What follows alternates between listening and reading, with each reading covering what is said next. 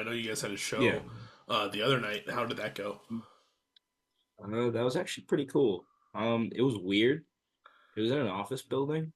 Oh, really? Yeah, it was like above a Wells Fargo or something like that. So it was really strange, but it was cool. Like in like the actual place, it was like the most liminal space place I've ever been. It was just like blank hallways and there like that just twist and turn to get to the Oh one no. bathroom like all the way at the end. It was so weird. But it was cool. I remember I used to book shows in this town basically had like a US Bank location, and then in the Hmm. basement was like a community center. It was kind of Yeah. weird because it wasn't, you'd figure it would all be like US Bank, but we would Yeah. book shows basically in the basement of a US Bank and just do shit That's on the awesome. weekends. That's so sick. Yeah. Yeah, we've definitely played in some weird spots, especially lately. I can't lie. But Yeah. yeah, it was super weird. Where is this? Yeah, we just we didn't play it, but we did a weekender with our friends in Leisure Hour, and they did a show in an alleyway, like behind a pizzeria. Yeah. Pretty sick. And there I was actually another show happening inside the pizzeria too. Oh So wow. Yeah. It was actually kind of cool though, like because you couldn't hear like if you were in the alleyway watching the alleyway show, like you could like the other show wasn't bleeding into it and vice Hmm. versa. Like like you wouldn't have known that there was a show in the alleyway if you were in the pizza shop. Which was kind of cool. Yeah. Do you guys have any questions before we get started? I don't. All right. Yeah. My only question for the three of you is: do you have an unopened beer that you'd like to participate in the opening crack with? I do. Okay, Yes. so I don't drink, but I got a 4 pack of Stewart's that I intend on finishing, and I'll just deal with the stomach ache later, if that's all right. Of whatever works for you. All right. Four is crazy. Yeah, the 4 is wild. What you working with, Mike?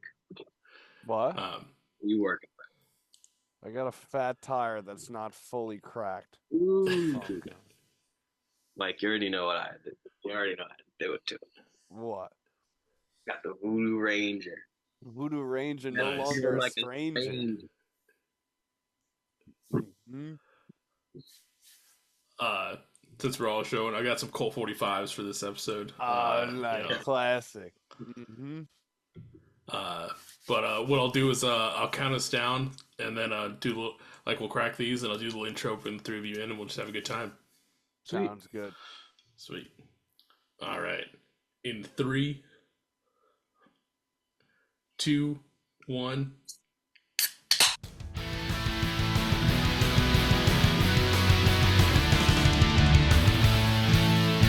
Welcome to the Beers with Bands podcast with your host, Michael Torres.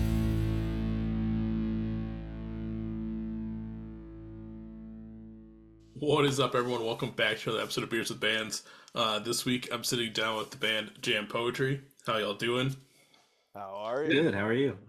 Dude, I'm doing great. You know, it's Sunday. Tomorrow's a holiday, so I have it off. So it's, fair game to just get fucked up today. Whether that happens during this episode is debatable, but we'll see what happens by the time we're done here. Um, for people that might not be aware, Jam Poetry, you guys are kind of like a emo punk band from Queens, New York. Recently just put out a new full length that we'll talk about here in a little bit. But you guys have some other solid jams out there as well. Like you have your first EP, Your Friends Jam Poetry, that came out in 2023. Solid stuff on there. So I mean, definitely if people haven't listened to that yet and finding you from your new album, definitely go check that out as well. Before we get too far, can you kind of go around and say who you are and what you do in jam poetry? You can go first, Mike. I am Michael Nicolini, and I play the drums, the percussion. I'm Dylan Carey, and I sing and play guitar. I'm Justin Starr. These guys call me Jay, and I play bass. It's always funny to me too, just exactly what we experience when the band isn't all in one room as to like who's gonna go first, and it's Yeah. just that awkward silence. So Yeah. don't feel weird. That happens every time. Okay. We also do that on every like interview we do. So uh, but I mean, you guys are relatively kind of like a newer band because you know that first track, Moose Creek Smooch, great title by the way. We'll talk about Thank you. titles for a lot of songs here in a little bit, but that Thank came you. out like late 2022, and here we are just kind of like a year and a half basically later since you know even the first EP came out. So kind of take me back to like the early days of jam poetry. Like, how did the three of you get together to form this project? Yeah. So, funny enough, we've only had a solid lineup for about a year now. Um, Jay was the last. He was like our most recent uh person to join the band. When the band started, it was me and a buddy of mine who's no longer in the band. His name is Christian. He's awesome. We love him. Love Christian. And we started jam poetry like I think it was like 2022, like maybe like January around there. And we were just like playing stuff. Like we recorded like that the Moose Creek Smooch and that EP in like a week in August with our buddy in his garage. And it's just kind of like as time went on, it was like we would have like drummers fill in, and we honestly didn't even have a bass player for a very long time, which is questionable. But to not we did it. Um, but eventually, like we were introduced to Mike, and he stuck around, you know, and then Christian left, and eventually Mike and Jay were very good friends, and they could probably explain it better than I can. But eventually, Jay joined in. I say this every time. I'm like a broken record, but Jay is the best thing to happen to this band. He's completely elevated it like to levels that are I can't even describe. Like we were all right, and these now we're Yeah, these two were in the trenches for a while, like yeah, just the two of them. doing And two let me piece. tell you, like I fully am. I'm just feeding off of their energy because I went and saw them play Moose Creek Park's release show for their album, and I went to see just these two play as jam poetry like right before I joined, and the fucking energy was like insane. So you know, I just try to match that. I'm just trying to, Well, it sounds like you know being baseless for these shows wasn't completely terrible then, because obviously, like Jay said, you guys had the energy to make up for not having a bass player. But do you guys feel like once Justin like came into the fold that you guys kind of felt more like solidified in general? Yeah, absolutely. 100%. There was a there was a run there. I don't know how many months it was, Dylan, but It was me like and two or Dylan, three. yeah, we played a bunch of shows as a two piece. Like Yeah. we really just I don't know why we stayed together as a band. Like and No, but I don't know. the craziest thing was that we never questioned it. We just did it. It was like, oh, we got an offer in Connecticut, let's go. You know, or like we got an Mm. offer down in Philly, let's go. Like we didn't even question it, and just the spirit of goodwill. I don't know. You know, we just stuck together. I mean, yeah, I think Yeah. what's kind of kept this band going is our kind of willingness to just say yes to shows, even if we're like kind of like, is this going to be a show where we're going to have someone fill in? I'm thinking, 'cause we've had people fill in for me before. If I could make, because we just try to play as much as we can. So I think that's Yeah. kind of the spirit that's kept the band alive. Just trying to Yeah. get out Yeah. there. Also, something with Jay, him joining the band, not only having like a consistent like bass player, like I think Jay might be the first time. I mean, I played bass for like 2 months, but like another thing with Jay that we haven't like mentioned is he also does vocals live because we Jay joined in after we recorded or like right before we recorded, but he couldn't come with us. But so like nowadays when we're playing live, we kind of do like trade off vocals a lot of the time, and it's really elevated it, and it allows us to do more than like if it was just me by myself. I can't like layer vocals on top of each other. Whereas when we have Jay, we can do a lot of cool stuff. A lot of cool stuff. But Jay does this really cool what is that, your octave pedal? And he just creates like ambience with the Oh, that. bass. And Yeah. Yeah. Yeah, we that, try to kind of fill out the sound like beyond just like the vocal stuff that Dylan was talking about. I come from listening to like a lot of psych rock and playing guitar a lot, so I've got like tons of pedals that I play around with, like select moments during the set where things maybe come down a little quiet, or I'll kind of fill in the space with like some kind of spacey, echoey stuff. So yeah, it's just been fun to kind of like round out the sound in kind of a different way live. Um, yeah. how everything turned out on the record. So Yeah. Well, not to get too far ahead of ourselves, but hearing now that like, Justin will also be kind of doing vocal parts, I'm stoked to see. Obviously, like this record just came out, so not to get too far ahead, but I'm stoked to see what you guys have up the sleeves for the future releases, with like being able to trade off vocals on songs and stuff like that. yeah, we're definitely looking to lean into that because we've been loving that. So Yeah. Yeah. And then like just kind of getting right into it, like this debut LP has been out for I think 3 weeks almost at this point. Came out to Yeah, like I the think so. 27th, right? Yeah. Yeah. Yeah. It's called Pass It Down, and it's a solid LP. 10 songs, all full. Like there's just bangers on everything. And like I had it on repeat today, leading up to this, and it was Thank you. definitely like one that it's one of those fun albums where I'm not mad that it's repeating. Like I'm stoked on like going through them again. Thank you. Thank you. yeah, definitely. Yeah, that Shout out to these two guys for that. I didn't get to contribute much to the writing of the album, but definitely like it was super cool to get the mixes back and hear what these two did because they cooked. So Well, let's not forget Mr. Gary Cioni of Soundacres, our producer on the record. He cooked. That man, that snare sound, he's just all Gary, man. Fucking, oh, he cooked, man. Gary's the best. yeah, no, Gary's the best. And the way he would just break down song structures and like be like, yeah, that sucks, or why don't we try this, or like he's another one of those best things to happen to this band. Yeah. Definitely Yeah, definitely.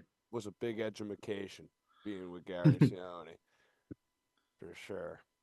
Learned a lot. And that's what you want too, is like for him to be cool enough to be like, hey, like that sounds like shit. We need to like redo this. You want that like yeah. fourth voice in the band basically to get that done.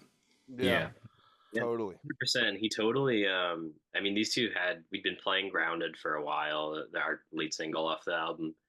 But when they came back from the studio, it was like a totally different song, but it had like this new identity that I think really like solidified it as something that we wanted to make into a single. And so, like, huge shout out to Gary for whipping these two into shape. And Dude, I remember when it was like day 2, I think, and we were just sitting on the couch. We had like just like demoed the song, and he's sitting there, he listens to it, and he just turns around, he's like, the song's fucking boring.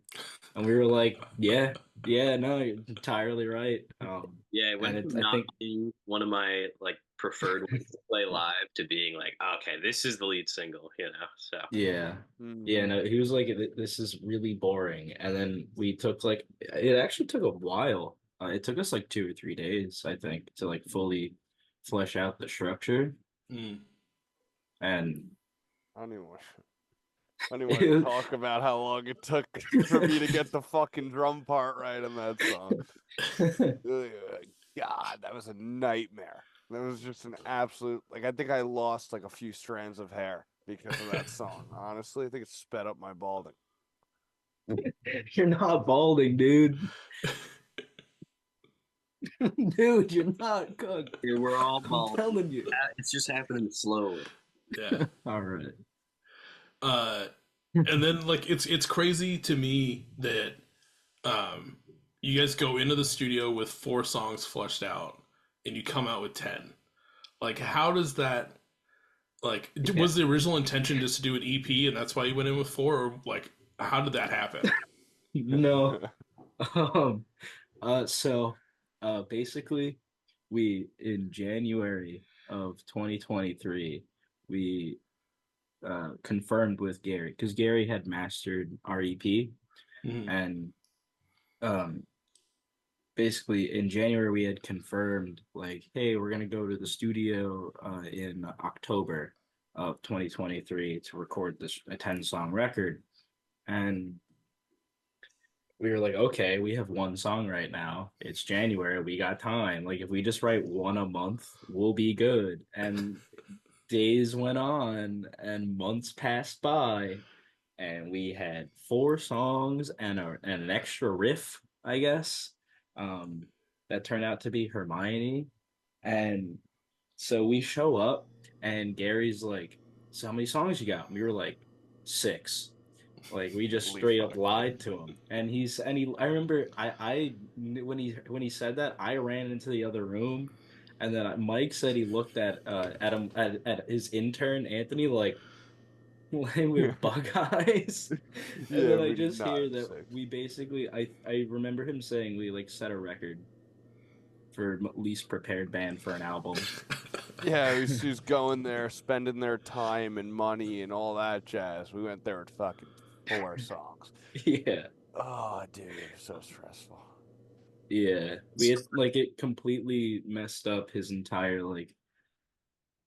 like typical flow of recording like Yeah. with bands. It's usually you Yeah, demo everything first and then you start tracking and or you like demo it and then like mess up all the songs to be new and then start tracking, and we had to do it song by song because there yeah. was just not enough material. He was even stressed. Oh, Like Yeah. Gary was, there were some days where even, not gonna lie, Gary looked a little defeated. Like it was just like Jesus really had him working, you know? Dude. And it's and it was so funny because we'd record all, so the recording time was it we'd go in at 10 a.m. and we go to like 7 or like 6, Yeah. 8 hours basically. And then we'd take all day, do guitar, bass, blah blah, whatever we were doing for that day. And then Gary would just be like, "Yeah, you guys got it." After the 8 hour day, he'd be like, "Yeah, just keep writing." So Gary would go into his place, his space, and then we go back into the studio, play till like 1 in the morning, 2 in the morning, just rip another cup of coffee and just keep writing and writing and writing because we were so unprepared. oh man. I I don't think I've played drums that much ever in my whole life. Yeah, we were Like, tweaking the whole time. yeah, Like dude. it was bad, but it was cool at the same. No, I'm not even gonna say it was cool. Like it was cool being there, but the situation we were in was not cool. No. Um, we were stressed out, but fuck, I had something. Anyway, It's still that's crazy, but it's not unheard of. Like I think I heard something where I think it was actually like Major League for their Hard Feelings EP or album. Like they also went to the studio with like very underprepared, so they had to spend a lot of time in studio like finishing, flushing out the rest of that album and like figuring it out. And it turned out to be a solid classic album. And Mm. same kind of with you guys, where you guys go in with 4, come out with these other 6, and you couldn't even tell, obviously without knowing, like that you weren't prepared for the studio, but like it still comes out super solid in this final outcome. yeah, thank you. Thank There you. was a lot of um, like we didn't really have much time to breathe, or like relax. It was a lot of like working, especially that first week because we were there for 2.5 weeks. And that first week especially, like it was probably like that was like the make or break week. Like week two and we like the half of the week after were probably a lot easier than that first one because it was just like we got to like I think the third track because we recorded Rocks first and then the song Grounded and then another song after that we had come in with. And I think after that like fourth day or third day, whatever it was, he was like new song tomorrow, and we were like, okay. And I think we wrote a song that night and then prepared it for the next morning, and I that think turned it out to was be John John. from Interlove. Yeah. Yeah. Mm. Because we were all like, I remember it specifically. We were in the back outside, sitting around like at this like patio table, and we had it wasn't just the two of us. We had a friend of ours, Alex, he recorded our first EP. He was with us as well, filling in. And Yeah, that's Alex. He wrote all my bass parts. yeah, I would be nothing without this. So yeah. sweet. But he Cheers, threw to on Alex. Roscoe by Inner Love, and I don't think Mike had ever heard it, and I had heard it, and like we all just sat there, like in silence, pretty much for like the 35 minutes of runtime for the record, and then went back in and wrote the song in like an hour. And we were like, okay, this isn't that bad. And then it all reset the next day, but you know, Right. It did all reset the next day. You know, the most fucked up thing I think about the whole thing was we went in with Rocks, the third track, the fourth track on the record. yeah. That was the first one we recorded and tracked, and we went in and we banged it the fuck out. We were like, oh, this is, like this is gonna be a cakewalk. And then it just got real fucking stressful from like day 2 or 3 and on. Because I remember Yeah. laying down the drums for Rocks, like, oh, dude, I could play to a click. Like, that's what and then it just got real bad. But yeah, that listening to Roscoe that night and really changed the flow of things. So that's why we named that second single John from Inner Love. And oh, sorry. No, I was just gonna throw in. We're also recording on technically John's birthday. John from It Interlove's is birthday. true. I Today, just so- wished him a happy birthday. You gotta wish him a That happy is birthday. true. Yeah, Happy I mean, birthday, If he got John. back. Happy birthday, John, and huge shout out to John. Man, I mean, we played many Get back. a show booked and Yeah. mixed by John, and yeah, we love Inner Love. So Fuck yeah. LP2 so- for them. solid they're dudes. in they either are in the studio right now or they just recorded it. So But yeah, I always hear good things that John's doing for the scene out there for you Fuck guys. yeah. So I'm happy that you're another one of the ones that he gets to kind of touch and kind of influence and help out with everything he can with it, everything he does out there. So, absolutely. but it's obviously we get to this final outcome. We have these 10 songs out. It came out like I said on September 27th. How did it feel to finally get like an LP out? Because like that's a big thing for a lot of bands to do an LP. So a lot will just do EPs, which is nothing wrong with it. But to finally to be able to say, hey, we have an LP out and it's out. Like, how does that feel? Well, Mike. well, I was gonna say LP is, it's 10 tracks, but long play is 25 It's minutes. 25. Like that's why it's so funny. Like it's like it's a record. It's kind of like Joyce Manor's first record was like what, like 24 minutes or like 27 minutes, somewhere in the same range. And it's kind of almost like it can be an EP, but it's just 10 tracks long. But yeah, it's just funny. I always find it funny. That's so short. I think the scale and the quality of it. Speaking of someone who didn't write and record it, I think the scale and the quality of the songs, I think, definitely makes it feel more like a record than just an EP. I think it feels pretty. It's a big step forward for the band, I think. So. Mm-hmm. Yeah, it feels great to have it out. Because we went in to record it on October 3rd last year, and it released within like a week of that, of like the anniversary of us going. So it was like we basically had these songs for about a year, and like we were leaking them to like friends and even like random people that I didn't really know, but like You were having it leaking out, them. dude. I was leaking You were it. just Anyone? Yeah, you were just sending it out everywhere. Said, here's the Dropbox. yeah, just any excuse to send out the private SoundCloud link. But it feels really good to have it out. Because I remember when we were first talking about this, right, like doing an album, like we didn't necessarily think it was like it's like like EPs, nothing wrong with them. Like we'll probably do another EP at some point, but like EPs feel a bit easier to do than like albums. Albums feel like there's more weight behind them. So having an album come out and having something that we're proud of, especially under the circumstances we were in, it's really relieving, and it's just awesome to have out and say, like, look back on and be like, hey, yeah, we did that. And it's just like a huge achievement for myself, and I assume Mike as well. And it's just awesome. Like I don't really know what to say, but Yeah, no, it's it's great too to have something to kind of point to and show people. You know, I mean, obviously we were putting out singles for a while, but it's cool now to be able to play shows and tell people like, oh, if you liked the songs you heard tonight, you can hear like you can continue to listen to them, and Right.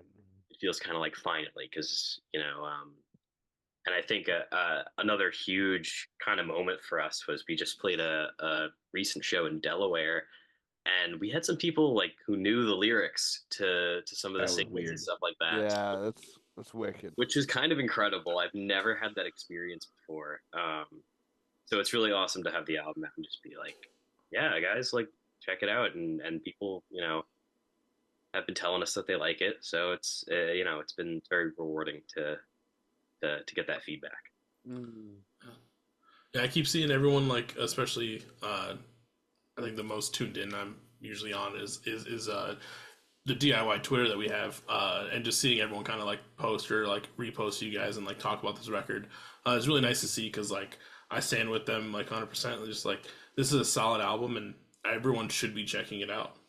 Yeah, we you. can't thank enough Thank our, you. our friends and people, like you who are, getting our name out there and stuff, but we can't thank enough like, all of our friends who've shared the album, especially our friends in Buff Out you know, have been repping us and Yeah. always. so yeah, definitely anyone who's listening to this, please check out Buff Out and please check out their new EP because it came out Dude, the same day as our that new album. EP Yep. is It's wild. really good. If you like hardcore, if you like emo, if you like punk, definitely give it a listen. Yep.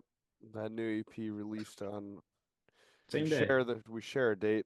And it was mixed and produced by Anthony, who we mentioned earlier, who is an engineer at Soundacres. Soundacres, yeah. Anthony is the real deal. One other cool thing you guys are doing with this record is, a lot of people have kind of steered away from it, kind of doing more on the nose titles for their songs. But you guys are keeping the dream alive. I feel like between even your friends Jam Poetry and this record, you have kind of fun song titles for everything. Like we mentioned, John from Inner Love as being a title for one of the tracks off this record. Better Call Saul is on this one. I think my favorite is Hermione Granger mugged me outside the Forbidden Forest. And then we also have Hubie Dubois fights crime in Ontario and stuff like that. Like, it's just fun to see it still live and like people still like do that. Because like I mentioned, a lot of people have strayed away. Like, why do you guys keep that going for your song titles? I mean, mainly because it's just like really fun, especially it balances out yeah, I'd say it definitely balances out the tone of everything because like a lot of the songs lyrically are, especially on this album, not as much on the EP, but on this album especially, like a lot of the lyrics are very doom and gloom. So having like a title that's a bit more lighthearted is, I guess, it makes it less like depressing. But it's also just, I don't know. We just say stupid shit and are like, oh yeah, that's a fun song title. Or some of them are inherently funny, but our intentions are more of an homage. So like John from Inner Love is a pretty funny title. And it was actually the only one Gary laughed at when we had to give him the titles. But it is still an homage to John and to Inner Love for just our experience listening to that record, and it basically like giving us hope, I guess, while writing the record. And then some are just like funny, like just like inside jokes, like one for myself, really, I guess, Better Call Sal. It's like I have a friend named Sal, and I just haven't called him in a while, at least at that time. So I was like, I should just better call Sal. Or Hubie Dubois was a wild one. Like that, Mike woke up one day and it was like a fever dream, and he just said that shit. And Yeah, I I was like, just oh leaned boy. over, because Gary played in Crime in Stereo, and we watched this movie, Hubie Halloween. It's like one of Adam Sandler's Netflix like fucking movies, and it was. I don't even want to say it was awful. I don't know what it was, But It was pretty bad. I watched yeah, it all the way you, through you with the watched it all buffering. with the buffering. So okay, hon, I'll include that. But so Hubie Dubois is the main character in that, and I just woke up one morning and I was just thinking about Gary, because we're working with him every day, and I was just and like Hubie Dubois in the movie has a girlfriend he talks about once in the whole movie, and he's like, yeah, she's in Ontario, and the whole thing is Hubie Dubois is like trying to like be like A what is good in the guy. yeah, and like He's he's like trying to be a good his guy in the movie, like Yeah. trying to help the his cops out, and thermos like is like. Sorry, you were saying? no, and I was just like, I woke up one morning, leaned over, and looked at Dylan, and went, "Hubie Dubois fights crime in Ontario," and then like went back to fucking bed, and then it just kind Yeah. of stuck. It was a fever dream. So it was kind of a mix of Gary, crime and stereo, and then him talking about his, Hubie Dubois talking about his girlfriend in Ontario. Just a stupid mix of brain thoughts, like. I also really like saying that because we close that song. We close with that song when we play live. So I really like just going into that right before we play it, just saying, "Huby Dubois fights crime in Ontario." Well, we Yeah. close with 40 now. Well, Oh, you yeah. You guys like to cut it out, and I'm If always it like, was no, 40, no, no. I don't think we should close with 40 personally, but It's as I a the tried to pull closer a on the fast one. record. How? I tried to pull a fast one on Mike the other night and have us like be like, we got 2 left, and then he was like, don't do Got it. 3. We got 3. I gotta start bringing the keyboard. All right, one of these days when we play that song, you're gonna see me. I'm gonna be playing a keyboard with one hand, and I'm gonna be playing bass with the other hand, and that's the only way that we're gonna actually be able to play that song and have it sound kind of empty as a 3-piece at least. So. Would it be bad if I grabbed another beer from the fridge? No, you're totally good. Right there. I'll back in 30 seconds. I'll leave my camera on too. It's funny we're on Beers with Bands because Mike always says when we get to a venue, he'll go up to whoever's tending bar to say, "Bands get a beer." Always the question. Bands get It a is drink. always a question. And then Dylan is always gives us his drink tickets. So Yeah. we're very Yeah, well, I think our last Brooklyn show they gave us like 9 drink tickets, and 6. you were feeling sick, I was and Mike sick, so I had wasn't work the gonna next day. but it just sucked that we all had to leave, and that was the one night we got the most drink tickets. I think. Right. Yeah, Are you So- talking about the Brooklyn show? Yeah, how Yeah. we all had to kind of leave, and we had 6 drink tickets. Yeah, they just handed us. And after I spent money on getting us water, and Oh, you had just bought water. Yeah. yeah, for everybody, and I bought a beer, and then they come out and hand them out. I was about to be like, "Can I get a refund?" I think the best drink ticket I've ever received though was it might have been when we played recently with our friend Matt, me and Mike. They gave us like this little plastic mushroom that I think they took from Oh yeah. they must have taken it from like Candyland or something like that. But that was our drink ticket for the night. Oh, nice. Yeah, it's pretty cool. I just have one more thought on like the song title names before we kind of keep moving on. Is there anything that has been vetoed that one of you wanted to use for a song title that was not like okayed by the rest of the band? Yes, I can't remember it, but yes, there was. Fuck. Fuck. Hold on. I think the full title of Hermione Granger almost was vetoed because I Yeah, think they shortened it to just Hermione Granger, but Yeah. Dylan was adamant that it stayed the full title, which I'm glad that you like. Yeah. I was just gonna say I like that it stayed the full title. Yeah, I'm not gonna lie. I was the hater. yeah. Mike was the I hater. was indeed the hater because I'm one of those assholes that takes music a little too serious sometimes, and I'm like, it should be, I'm that guy. I can't lie, I don't mean to be, but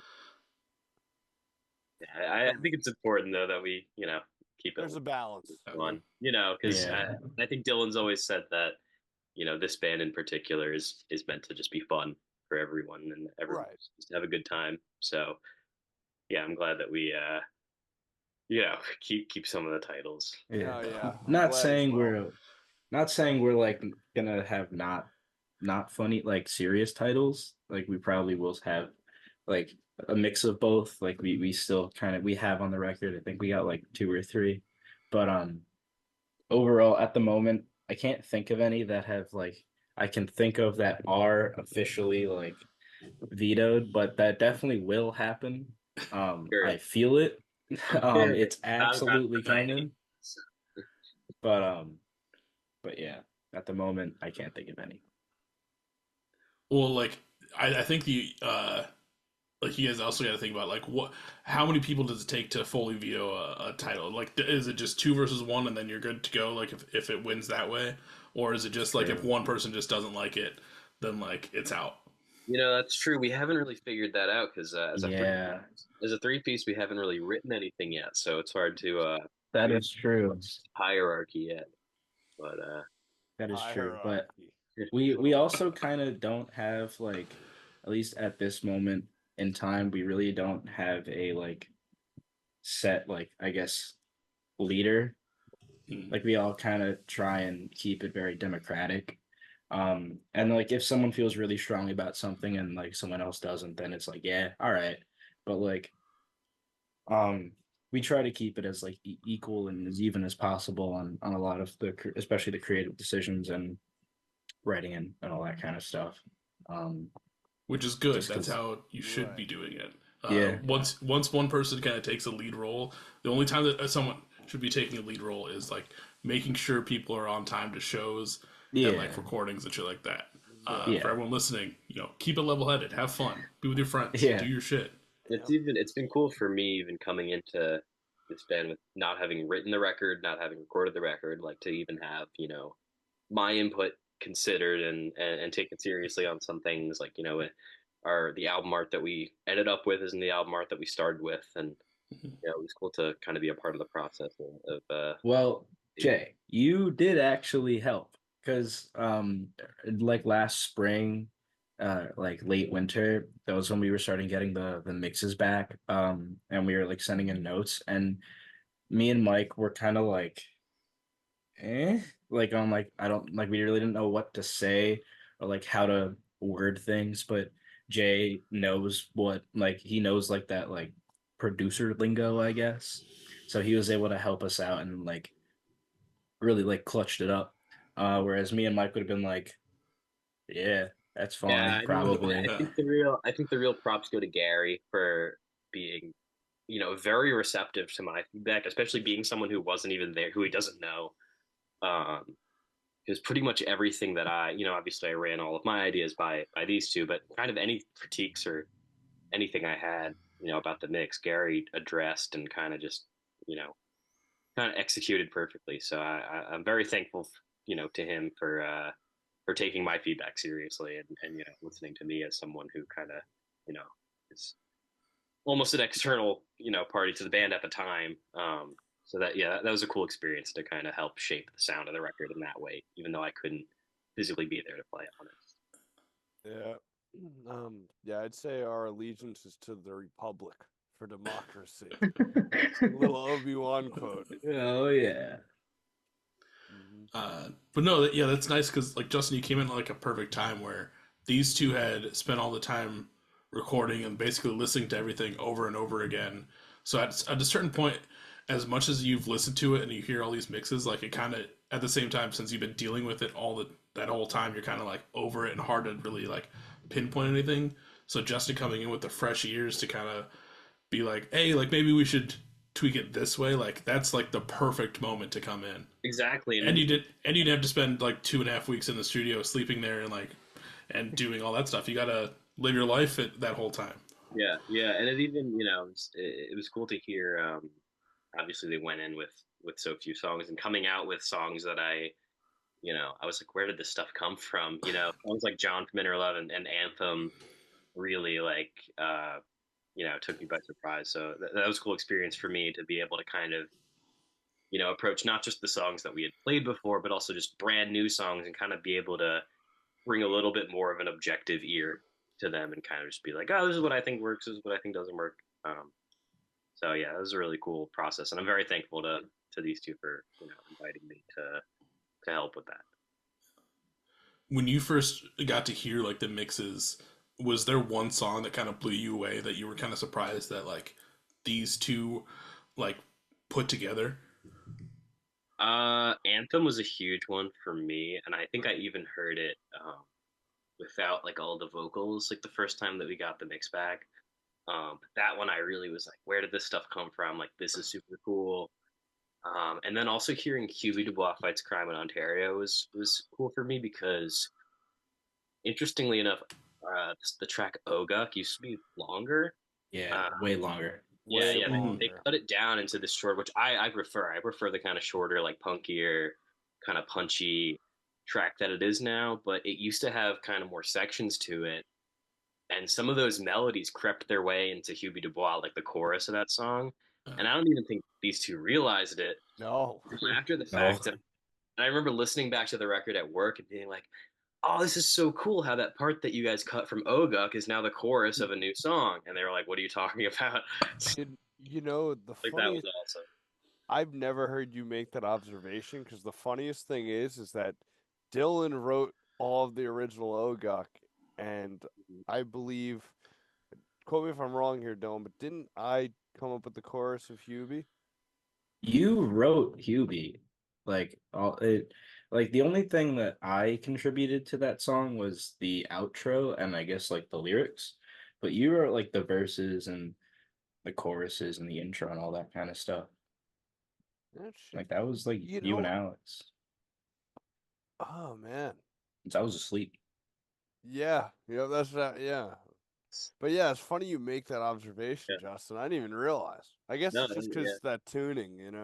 yeah, yeah. It's the tuning, and also I think just it's it was good stuff, and it got left off the initial recording of Oguk, and yeah, that was cool for me to hear because I remember hearing like the original demo for Oguk that you guys had done with, I don't know if it was Alex or whoever else was doing backing vocals, but it was that kind of back and forth thing that we eventually ended up doing. I'm like my father. Yeah, Yeah, those yeah. old Now lyrics. it's Yeah, I forgot. now that melody is the chorus of Hubie, so it's cool to kind of see that Yeah. and kind of feel like, oh, I don't even think these guys realize like that they did that, but dude, it's awesome. I miss the old Oguk. Bring back the old Oguk. I don't. I've got that video of us playing Oguk from a while ago, where it's like, Oh yeah, at the Underworld in yeah, Philly, right? yeah, that might have been like the second show I ever played with you guys, Well, if I not the. remember when we sent you the stuff. We were in Soundacre still, and we had gotten a show offer like 3 days after we'd get back in Yeah, Connecticut, and we were like, "Do you want to play it? Here, we can't practice, but here are the stems." yeah, that's And right. like, we sent you that, and then all played the show, and it went all Yeah, right. But yeah, I like, had to use like we were the shot. yeah, I had to use like the rough mixes to learn the new arrange because it was even like there were new songs and then it was new arrangements of the songs that I knew already. So it was like but went pretty well. I think it was a good dry run of the first time playing those new arrangements. So I had a thought and I lost it, which is okay. That happens. Yeah. Anyways, like I said, Pass It Down is a solid LP. Like I'm really stoked on it. I know you guys got to do some touring with it, kind of like leading up to the EP release because you guys went out, like you mentioned, with Leisure Hour. Um, like, do you guys have any plans to kind of do any more runs either later this year or sometime next year? Um, we actually have like a 2-month run booked. We're going to Europe and we're going down we're going to to Sweden. Southern America and We're going to Helsinki. You're in They finally got you Helsinki? with the whole come to Brazil" comments. yeah, Yeah, they that got and us. we're also doing a Tour de France. We're gonna I be pretty think sick. for a while, Grounded had more streams in Finland than it did in the Mm. US, I think. Or Yeah. more active listeners for like a good week. Yup, Shout out Helsinki. Helsinki, Finland. And Shout out I think to, it's they were giving Buff out love too. yeah. yeah. So I don't know It's on what our they merch did thing in too. Finland, Like but hit single in Helsinki. yeah. But Wait, you we put that on our merch sign? Jay Oh did, yeah, I wrote yeah. that on. That's so funny. Yeah, But featuring hit single in Helsinki, Grounded. Yeah. Yeah, because it but has more streams in Helsinki than it does yeah. in all the United States. I don't know what's That's going fucking on. awesome. Yeah, But I was saying we're gonna show up to Helsinki. It's gonna be like the Beatles arriving in America. but yes, we do, but it's tricky because Mike and Jay work full time and I go to school full time.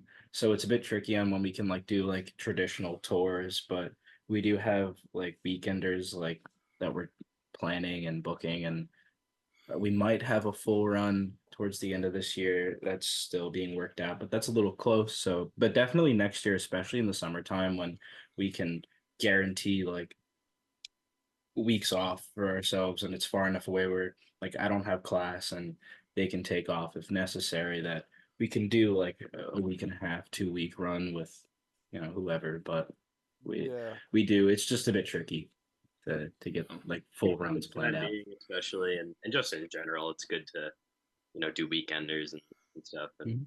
we've had a good time, especially like playing the recent kind of weekender week Yeah. and a half ish kind of run that we Like did with 5 days. with Leisure Hour.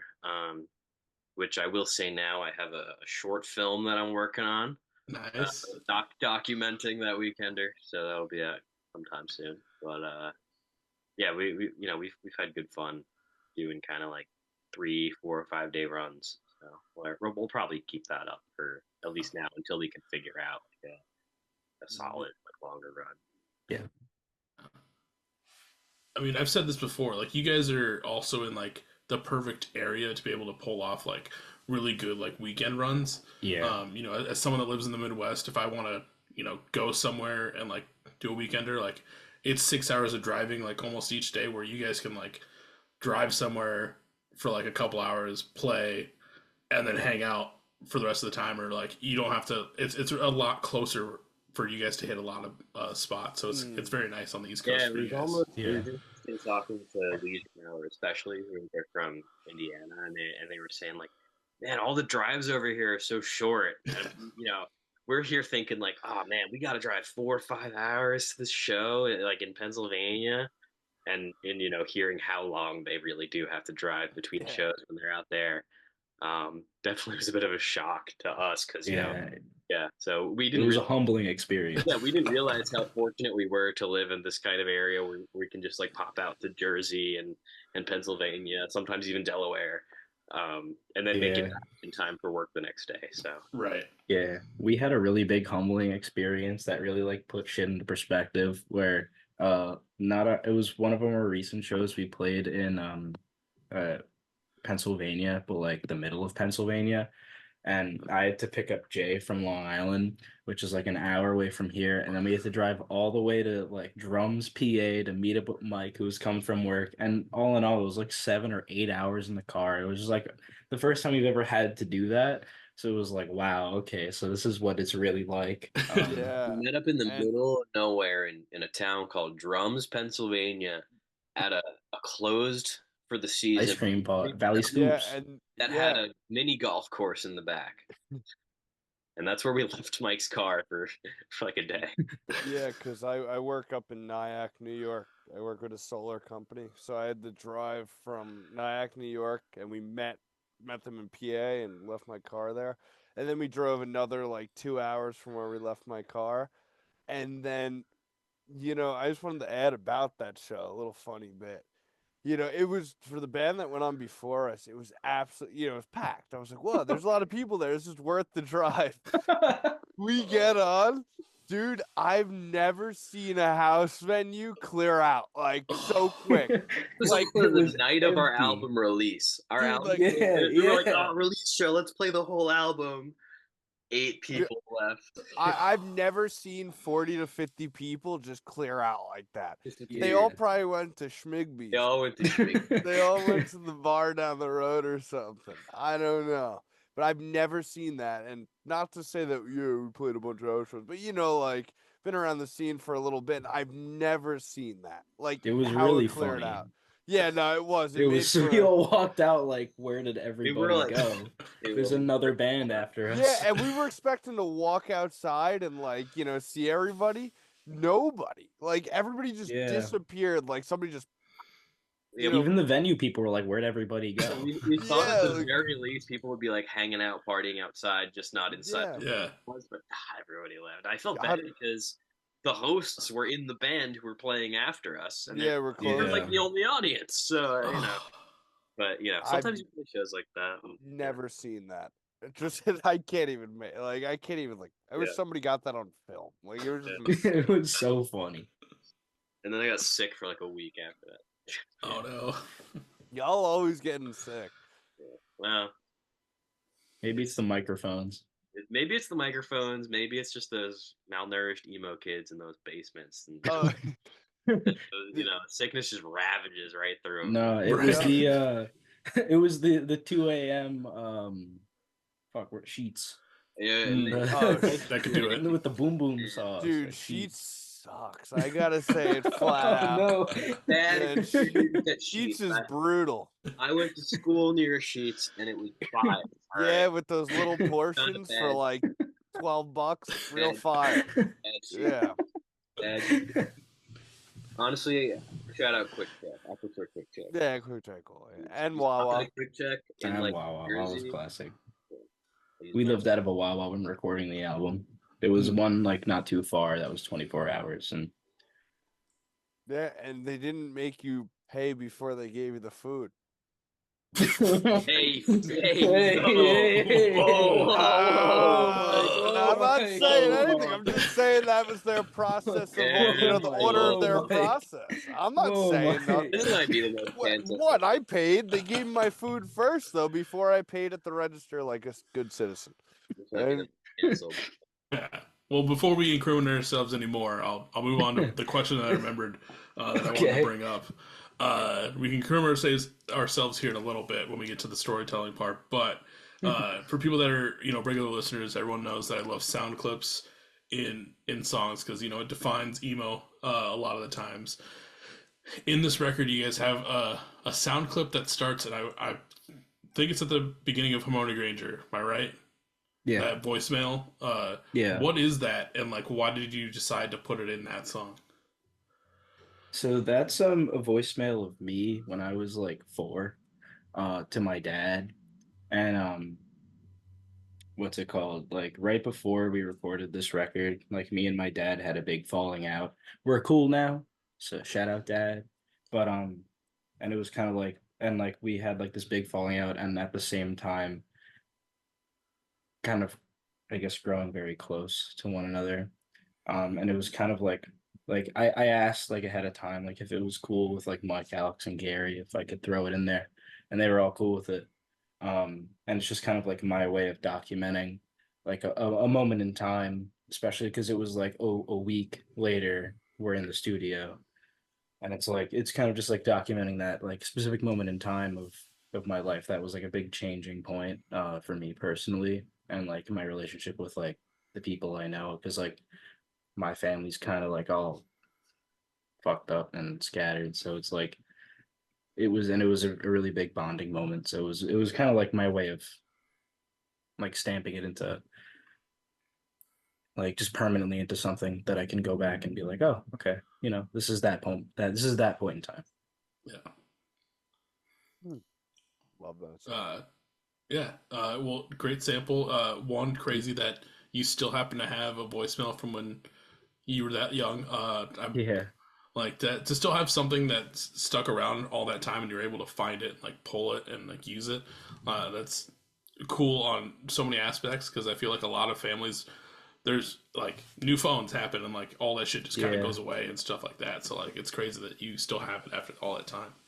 Yeah, my dad has like 5 or 6 of them that he kept. And I like went in, like we were sitting in his car, and I like to like audio recorded it through. I actually have the full thing, and Mike, you're gonna remember this. We all listened through it, and in the middle it goes Nick Ferrari, Dave Carey is Nick Ferrari, and it just skips because it was just another one that was just accidentally saved. But that shit's so funny, dude. it's so weak. But it was just like he had saved them, like, and he made sure throughout the years from phone to phone that like the phone provider, like that they made sure to keep it. It was like the biggest thing that he still has them right now. And there's actually one other sample on the record. It's really hard to hear, but it's at the beginning of Hubie Dubois. Gary made Mike scream like in the drum room, I am man, and he left the mics on, so it's there, but it's really low. Dude, I just needed You to know- point that out. And it's so funny because if you turn it up to hear it, you'll just get welcomed by the huge fucking snare crack that Gary. So it's just like you turn your speakers all the way up and you just blow your speakers out because because I was It's getting really low. you know what it was because that drum as kind of simple as that song is on drums, it was just giving me such a hard time for some reason, and I was getting really frustrated. And Gary seen it, and he was like, just bang your chest and scream, "I am man." And so I was just sitting there banging my chest, going, "I am man." And then and that's how that came about. Yeah, but samples are cool. We're a big fan of them, and Mhm. we'll definitely put more in the future. Yeah, Indeed. because you guys had one in the EP too, also, Yeah. and that one was in there really well. So yeah, like I've listened to a few records in the past for these episodes that are happening in November that have like really good samples in them, and they just tickle my like down to the bones. I don't know, heartstrings or whatever. Just like because a sample can make or break a song. And I feel like all the ones I've heard lately have been like super perfect for like the songs that they're in. Yeah. Thank you. Heard. Yeah, thanks. Before we start to transition, is there anything that I might have missed between Jam Poetry or Pass It Down that you want the people to know about? I don't think so. I need to let people know Lego Batman 1 is better than Lego Star Wars The Complete Saga. It's not. It's I better. literally have and that if you on my questions. I was waiting to bring that up. Okay. No. This is the most cancelable thing that the band. Yeah, I think I like if they can't. Yeah, This is the most cancelable thing the band. Lego I Batman. agree. Is Dylan's out on Twitter and Instagram talking about how Lego Batman is better than the Complete Saga? Yeah, Right? get the Yeah. fuck out of Crazy. here. Crazy. Yeah. Crazy. But no, I don't think we have anything regarding the record. Look, he's avoiding it. He's avoiding it. Yeah. You get more stuff in Lego Batman. All right. You know what? Finish what you were saying. I don't All want right, to. all right, Finish all what right. you're saying. Star Wars What do people need to know? Come on. better franchise, better. But there is something actually.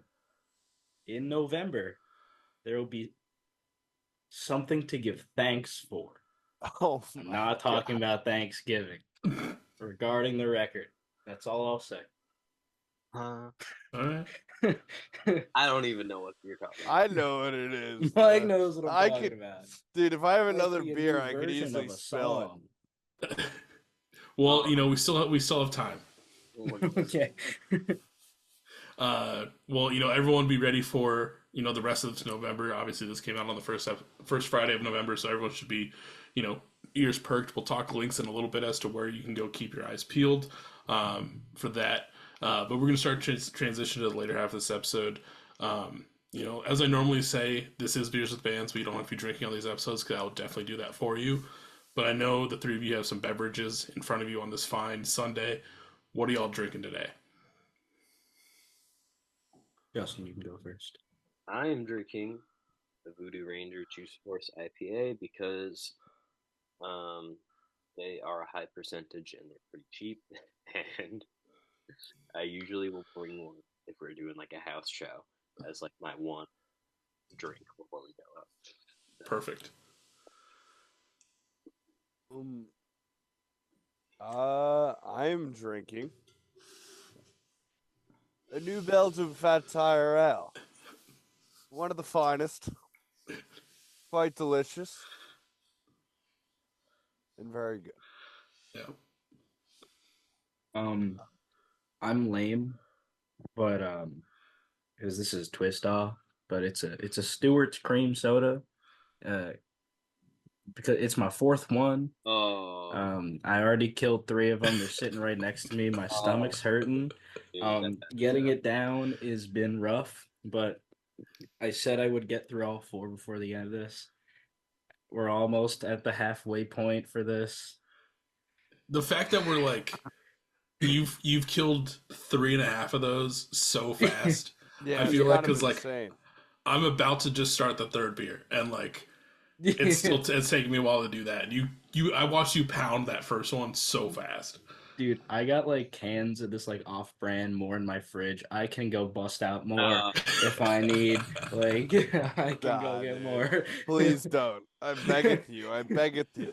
yeah, that's like when we used to rehearse at Mike's place, and we had this like this big pack of Cokes that he didn't want, and me and Dylan would just pound like Coca Cola for Because like the whole time we were rehearsing, and it was warm too. Oh, Yeah. no, because I don't drink soda really, and I had a friendsgiving, so I had like 20 of my friends pack into this little apartment, really tiny apartment, and they all brought like food and soda and stuff. So I was set for like a month and a half with food, snacks, drinks, and yeah, I had this pack of Coca Cola, and they just went to town on it because I don't really drink it, so. I feel you. But to do it warm, that's another thing. Like I have a buddy that like he just like when we lived together, he would just drink warm soda, and I'm like, I can't. It's rough.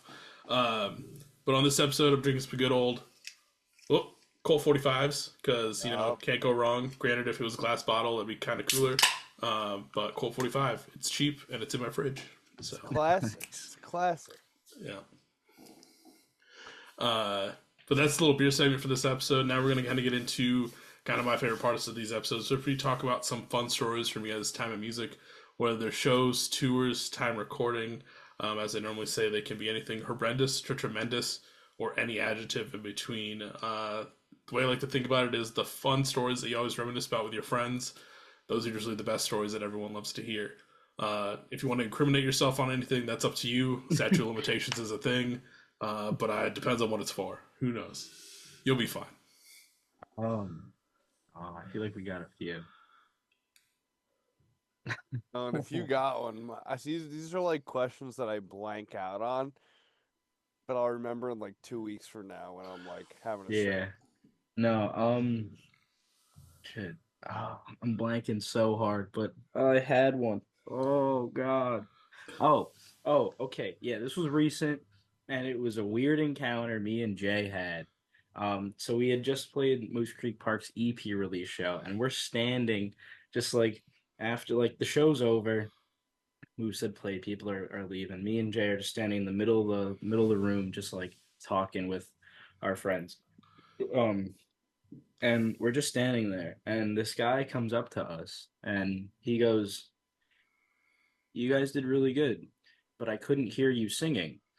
And I was like, "Okay, thanks for coming. I can't really do much about that." And he was like, "I couldn't hear you singing. Learn to tip the sound guy." And we were like, "What? Like, what is that gonna do?" And he went at it for like 5 minutes. Yeah, he was very adamant Weird. that like, oh yeah, you guys really gotta learn how to tip the sound guy. And I'm like, what world do you live in where the sound guy isn't already trying to just do what he can? Because most of the time the sound guy's working with nothing. And Right. like, and I was just like, what do you also I wanna say at that show, that was at AMH, Amityville Music Hall, I should say. For the uninitiated. But I want to say like people could hear our vocals pretty well, and I saw a video from that show, and everything sounded like it was pretty good as far as the mix. Like I don't really know what he was talking about, but also I don't. In what world is the band tipping the sound guy to make sure that he turns the vocals up? Right. Where does that come into play? I just don't. I didn't really understand what he was getting at there. I just know now, like, one sound guy's going to listen to this episode and be like, you know what I'm going to do from now on? Like, I'm going to mix everything super low. Like, they got to come give me a 20 in the middle of their set. And then I'll turn them up. Fuck it. Right. Yeah, that's not a bad idea. Make a That money isn't a bad move. idea. Yeah. Yep. Yeah, I remember one. You remember when I got scolded in that driveway in Delaware? Oh yeah. When I was just I was just standing outside having a cigarette. Like I was by myself, and this couple comes out and they're fucking screaming at each other, blah blah. I'm just sitting there minding my own business, like staring at the tree. And then their like friend who was like third wheeling comes up to me and he's like, "Could you like go the other way? Like, could you like walk down the driveway?" And Was it the I'm pirate like, guy? "No, it wasn't the pirate guy." But it was just their friend, and they were like, "Could you go down the driveway?" And I'm like, "I'm just having a cigarette. Like, I'm not doing anything." And they were like getting mad at me, and I was like, "I don't care about your business. I'm just standing here, you know." And they made me walk down the driveway. Like, they made me walk to another area, and like just because I was just standing there having a cigarette, like I wasn't bothering them, you know. But that was just a funny thing. I went inside Dylan. I was like, "Dude, I just got scolded for just standing there. I wasn't even doing anything." We did I Like, know. Hmm? this guy. We were all at the merch booth like after we had played, and this guy came up and he was like, "You guys look like you should all be on a pirate ship." And we all had like beards at this oh time. yeah. He was like, "You guys all Yeah. look like pirates," and then he was They like, took a picture with us "Can too. I get a pic with you guys?" Like, I don't He even didn't know know who we how Oh were. yeah, better. where the fuck were we? When was that? I don't know if he's That even was the saw our same set. day. I know it was when we played with Humanitarian. Oh, that was in Delaware. Yeah, That it was was the the same same day. night I got scolded for the smoke, right? Yeah, that might have been him. I think, but yeah, Last time we went to Delaware, we learned of a new like Oh, boogeyman. yeah. I guess. Basically, apparently, there's this. I mean, this isn't like funny Oh, oh necessarily. I guess no, this is but more this of a good. PSA. But there's this guy who like goes to the house venues and turns on the gas stoves and then leaves. And What the like they have fuck? to, yeah, then they It's have to like insane, catch him. dude. They have to like be like, smells funny. Like, let's go turn off the gas stoves. Because there's this one guy that just goes around to all the house venues in Delaware and just like turns on the gas stoves and then And just then leave. leaves. Yeah, and it's like they haven't caught him yet. But dude, weren't we standing there and then somebody was like, "Yeah, I used to have a friend who did that, but like Yeah, he didn't do it at my place that because was he knew Ethy. me." That was Ethy. Yeah, Yeah. from Leisure Hour, the From League photographer. Yeah, he yeah. was taking pictures for Leisure Hour. But yeah, that was Ethy. Yeah, Ethy was like, "Yeah, I used to have a friend who did that, but like when they'd come to where I was, they wouldn't do it because they knew me." And I was like, "But wait, you're gonna allow that? Like you're just gonna let them go on and do that? But it's okay that they didn't do it where you were. Like just wicked. Turning on people's gas stoves is nuts." That show was Right? crazy too because we played after this like cover band that played like Zeppelin covers, and they were like handing out ice cream and shit, and there were like ants all over our like merch poster when I was packing it. It was ridiculous, but Yeah, that was a Tuesday night, it was Yeah, a and Tuesday. there was a it was good cool. crowd. We all And got it's the parking only show. tickets. It's the Oh only yeah. show where people knew our songs. People were singing them, and it was kind of insane for a Tuesday night in Delaware. Yeah, that was a really good show. That was probably Yeah. the best weekday show I've personally ever played. I think we've played, but that's up for debate if y'all want, but I think so. I think Um. the only crazy story I have is from when I was playing in a different band with Mike. We played in a band called the Fisherman Oh, Troupe. Rams pub are you about to Yeah, talk we about? played we played in a band with Ryan from Moose Creek Park called the Fisherman, and we only played shows for like a very short amount of time, like a few years ago. But we would play this place called Rams American Pub on Oh Long God, Island. dude. We hated playing there, but there were always shows there, so we'd always get the offer, and we'd be like, all right, sure. I remember me and Andy, the bassist of that band, we got like cornered. This truck like pulls into the parking lot so haphazardly, and these two old dudes like roll out. They're like, "Yo, we just got kicked out of the bar down the street." Like these dudes should not have been driving. Turns out one of them's a coke dealer, and he's got me and Andy like cornered, talking our ears off. And he's like, "You guys each want like a few $100? Like, like I got money like that. Like, it's whatever, man. Like I do coke, so you guys can just have it." And I'm like, "I don't want to be in debt to a coke. Really don't." Like, and I remember it was one of those moments where I didn't know Andy that well, bassist of the band, but it was one of those moments that like that trauma bonds you, that brings you closer through your adversity together. And we're just like, what the hell? Like, and I remember seeing him again at another gig at Ram Pub, but that place is closed down now, thankfully. So Yeah. never have to play there again. Rest in peace. Rest in pieces, dude. That place was something else, man. And Yeah, and that the place was room, like like they had just this little side area where they crammed the band in, and there was like no room for anyone to stand, and like Jam Poetry played Rams pub. Jam Poetry did play Yeah. that. The Jam same Poetry- night we played, I It was think. the same night. Yeah. I don't know if it was that night in particular, but because we played there a few times, but the Fishermen back in the day, that was my band with Mike. We did play the same show as Jam Poetry back when Jam And, Poetry was just Dylan dude, and Christian. it was Jam Poetry, Moose Creek Park, before Ryan joined, Ryan and joined. then the Fisherman with Ryan. Yeah, so it was basically all of us with our Yeah. I'll Yeah, get- everyone was there. yeah. Yep. That show kind of is like the multiverse canon event, but Right. Yeah, pretty wild. Yeah.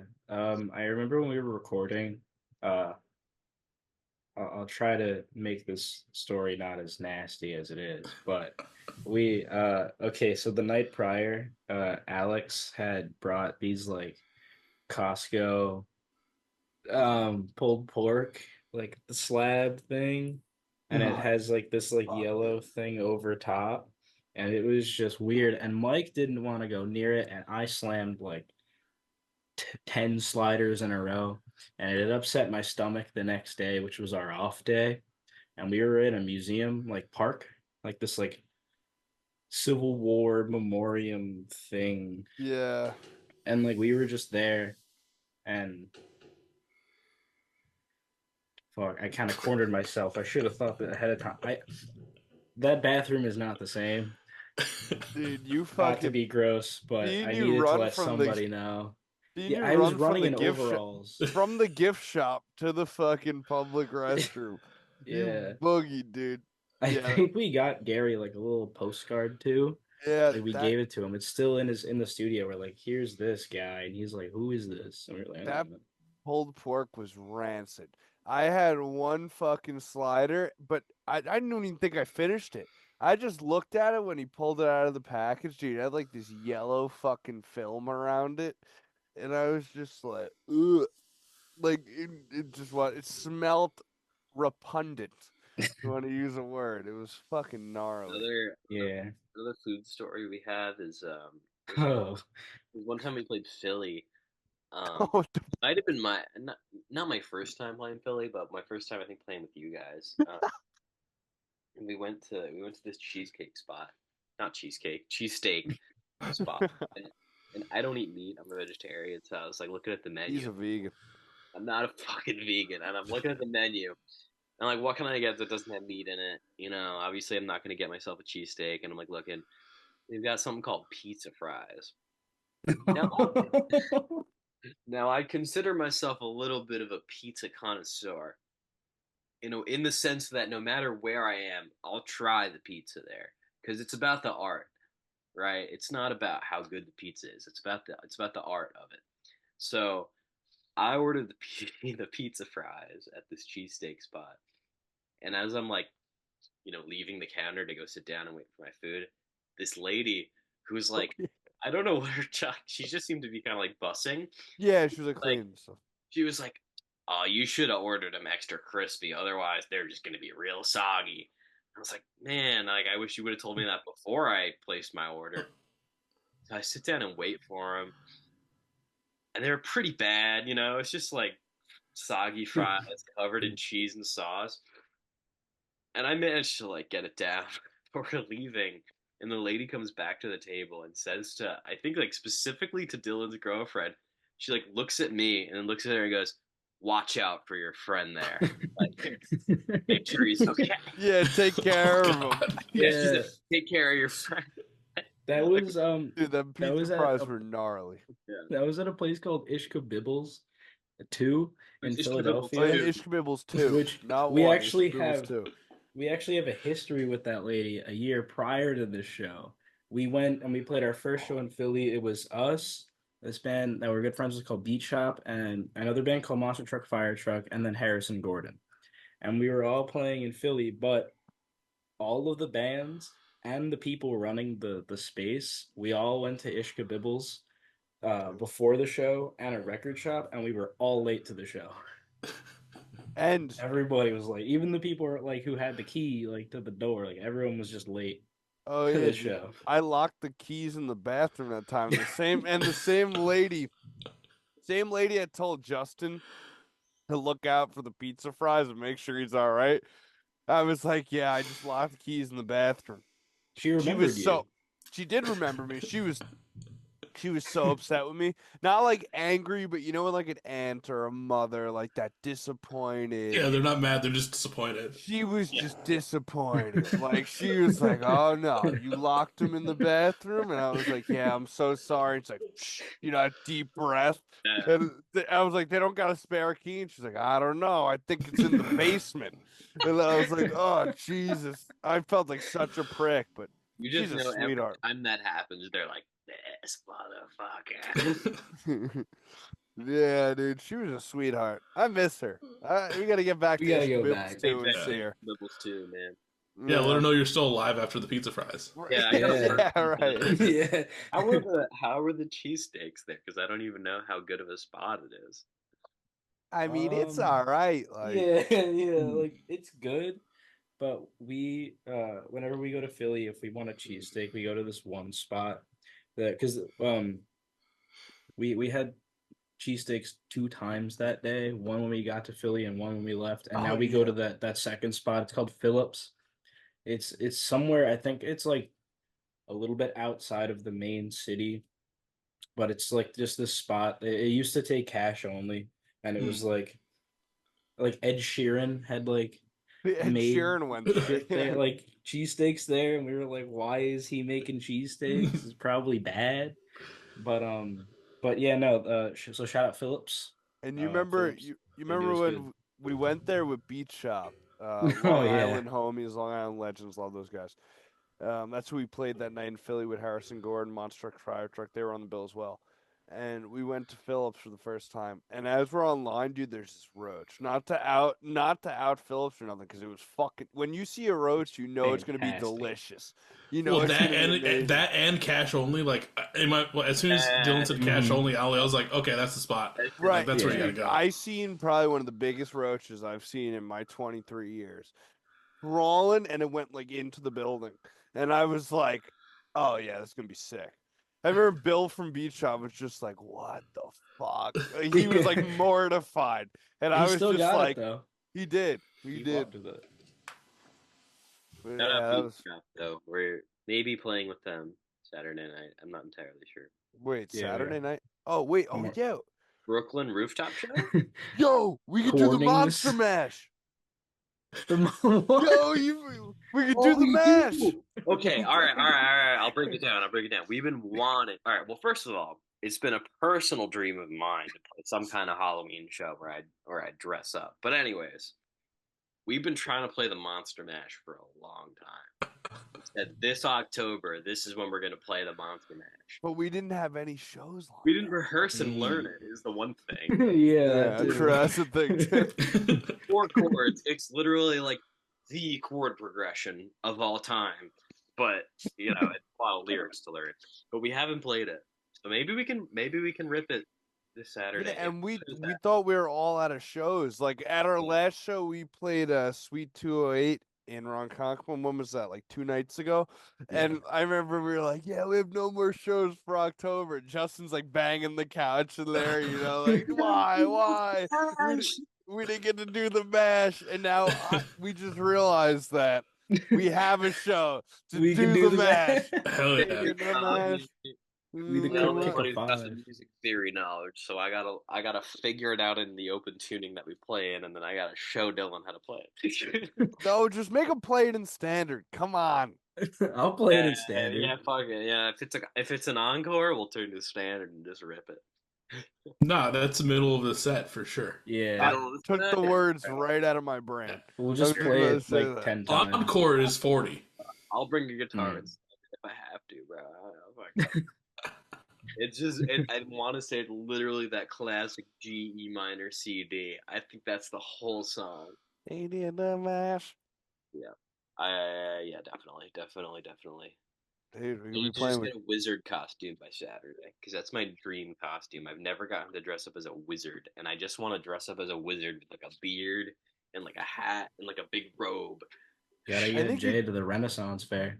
I think you just need the hat and the robe. I think your beard could suffice. Yeah, you could be like a young wizard. You go like nice, like Right, like You need that. a. So if you're gonna be a wizard, what are the other two of you gonna be, or just not gonna dress up? You know, Uh, in my head, Dylan's like a zombie or a werewolf type. I don't know about Mike. I don't know about Dude, this Halloween, I want to dress up as Austin Powers once. Like, I mean, come on, where is Jay, he? you said you need a knight. Oh no, there he is, Austin Powers. I got to do it for the culture. My Oh, you girlfriend got made the me buy a sword? sword. Yeah, I went to the Renaissance fair and my girlfriend peer pressured me into buying a sword. So now I just have a sword. that's peer pressure. Yeah.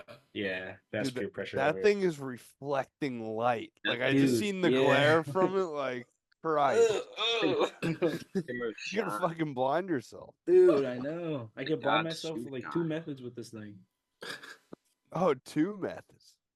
And you can Like poke God, me. shoe shine, sparkle, shimmer, shine. Great song, Little Modest Mouse. I Uh, can't drink or drinking all that soda. Though. I know you It's just done. killed the fourth one. Dude, I'm down one tall boy of Voodoo Ranger. Dude, I'm not feeling great. I'm not gonna lie. It I'm was like worth it though. I'm like 3 down on an empty stomach, and I'm geeking pretty good. You know, not gonna lie. All I gotta say is I hope to see some sort of proof that the Monster Mash actually happened from the three of you online at some point. Because if people get to this episode coming out and it never happened, we're all gonna be very disappointed. Not mad, just Yeah. disappointed. I'll be very disappointed. Not bad. Right. You know that yeah, we got to do it now. Listen, it's Brooklyn. If I gotta bring a guitar standard, I'll do it. And I think you also mentioned earlier that this is a rooftop show, Yeah. Yes. Yeah. which, like, I gotta say, like, we were kind of talking about this before we fully started, like, weird places that you guys have played. And when we were talking about it, I was like, oh yeah, like everyone's played weird places. But like then I remembered, no, you guys are in New York, like you guys are in Queens playing in Brooklyn and all this shit. Like there's millions of weird places that I'm sure you guys have played. Obviously, this will be a rooftop show.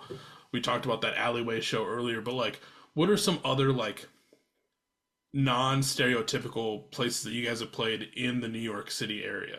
We played not exactly Foley's New York basement. City. What was that? Foley's basement. Yeah, we It's did not play New the- York, but it was No, weird. I we mean, played not the- NYC. It was Long Island, but I'll Yeah. stop it. That was Yeah, we did play in the cinder block. basement of a bar that still had like nails sticking out of the sides of the walls. But also another show we played that it was jam poetry in a different form. I think it was just Dylan and Christian, and then me and Mike played that show also as the fisherman. It was like the rec center, like behind a church, and it was supposed to be called Burrito Fest, but they forgot to book a food truck for the burritos. So they just had like the church ladies cooking up glizzies and handing out hot dogs to everyone. Dude, the nun-sligging dog, dude. Yeah, it was so Glizzy we Fest, dude. played behind this church, and I remember we were all like slamming beers in the parking lot, and this lady came out and she was like, "What are you guys doing? An AA meeting just got out." We were like, "Fuck!" You're like, Yeah, "What?" dude. And they were all staring at us. I felt terrible. That might have been like so bad, dude. 'cause one we of the just most felt- dirtbag moments of my life, but Yeah. just kind of like a. like, You we're gotta here look back playing- and laugh. We're here playing emo music, drinking beers in the parking lot of a church because, like, I don't know, they just had this rec center in the back where they were holding their show. Like, I don't know why that's where they booked it, but I was shooting hoops with the basketball, like rim that they had in there, like while before during sound check. I was just like Oh throwing one yeah, up every everybody once was in a shooting while. hoops Yeah. in sound check. Yeah, right. they had one of those TVs like on the cart that they'd wheel in for like a classroom kind of deal. They playing During- SpongeBob. Yeah, during Moose Creek Park set, they played the SpongeBob movie on it. So I think that's got to be one of the weirder shows. That was Dude, behind the what church. was Moose's lineup at that point? Moose's lineup would have. It was Vinny, Puccini, Jared, and Michael. Okay, Puccini was there. I still thought it was Eclop. And it would. Yeah, they sold the keyboard. Yeah, Mm. that was Yeah, Michael. OG lineup. That was the OG Moose. Dude, I'll never forget being there for Moose's first show. The OG lineup. Vinny, Jared on drums, Eclop on bass, and Yeah. Michael on keys. Yep. When that was like their first show ever at AMH. That was wicked. Good times. Yeah, that's crazy to think. You guys have all been intertwined that much, and this is now how you guys ended up playing all those shows with Jam Poetry and the Fishmans, and now look at the three of you all together, one nice big happy family in Jam Poetry, killing it. Putting out solid stuff. Obviously, hopefully we'll be waiting for the future release where we get to see Justin shine through on the record at least. Obviously, you're killing it in live performances. Not to take that away from you. Like Pass It Down is super solid, and I'm really stoked on the future of Jam Poetry. Thank you. Thank you. And I'm very stoked on the future of Beer with Bands. Thank you. Of course. Just buttering me up, that's cool. Give Let's see how it is. a little glaze with the brush. I can confirm I'm a recurring watcher or listener. I watch on YouTube because I'm weird. So I'm also the same way where I watch like video versions of podcasts. So I totally get it. I like it. Yeah, well, it's weird too because like whether I'm paying attention to them or not, like because I usually put it on when I'm at work, so I have my phone down here, my computer up here. Whether I watch it or not, it's just visual. So that's why I started kind of doing this. But I appreciate you tuning in. Hopefully both of us have longevities. No stopping either one of us here anytime soon. If anyone's looking for merch, music, or jam poetry in general, where can they find it? Our socials on most things is Jam Poetry Band. We're probably most active on Instagram. And Twitter. And Twitter. We've been pretty active on Twitter lately.